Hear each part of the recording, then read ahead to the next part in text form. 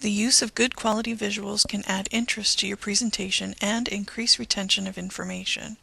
However, if not done properly, visuals and sound effects can distract and even annoy your audience.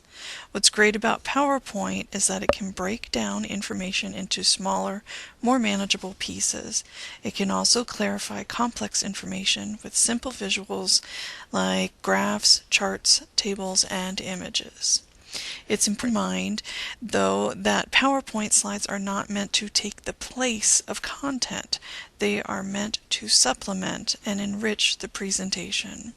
In any good presentation, the presenter does the presenting, and the audio-visual aids do the aiding. Today we're going to talk about PowerPointers for visual communications and good organization. The three key components are consistency, preparation, and a narrow focus. Use consistent organization so that your audience knows what to expect. Consider giving an overview after the title slide and a summary at the end of the presentation.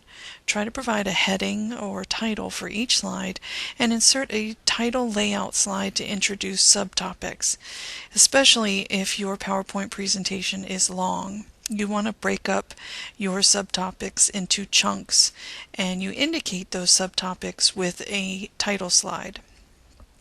For best results, gather any research and outline your ideas first. If there's a corresponding paper that you'll be submitting, be sure to do that first as well. Then you'll be able to break up the information you present into small chunks. At minimum, each chunk will be one main point on one separate slide. This goes with content. You want to keep it simple. The fewer words, the better on each slide. Use several simple slides instead of one complex slide. Remember, it will take the same amount of time to speak the information no matter how many slides there are. Limit each slide to a maximum of 20 to 25 words, but overall try for much less per slide. At most, have no more than 6 lines of text with no more than 4 words in each line, or 4 lines of text with no more than 6 words in each line. That's a total of 24 words per slide. Font choices will make a difference in readability for your audience. You want to design your presentation for the person in the last row. For an audience of about 30 people, headlines and titles should be at least 36-point font size. Your first line most often will be a bullet point, should be 32-point font. A subline should be 28-point font. Simply avoid using third points and fourth points or below. You also want to try to use sans serif fonts like Arial. They don't have the little extra ticks on the edges of the letters like Times New Roman, and they're much easier to read in an electronic format. In any case, no matter which font you choose, consistency is important, and using more than 2 different font types should be avoided. Another issue with readability is color. Good contrast between background color and text color is important for readability. Good background colors are dark blue, green, and black, and white and yellow provides excellent contrasting colors for the text. The reverse, using a light background with dark text, works well too. Definitely avoid certain color combinations because they are particularly hard to differentiate for some people. Brown with green, blue with black, blue with purple, and red-green should be avoided in charts, graphs, and background text combinations. Also, avoid overly bright or intense colors. You don't want to hurt your audience's eyes. Maintain a consistent color scheme, using 2 main colors with other colors very sparingly for emphasis. Images and sounds can be very helpful. And you'll notice that I've made a mistake and I've kept my sound going. So it's kind of interrupting my speech. So try to avoid that. Using images and pictures that are pertinent to the information can really add emphasis to your presentation overall. They should support the message and not distract from it, much like my sound recording just did.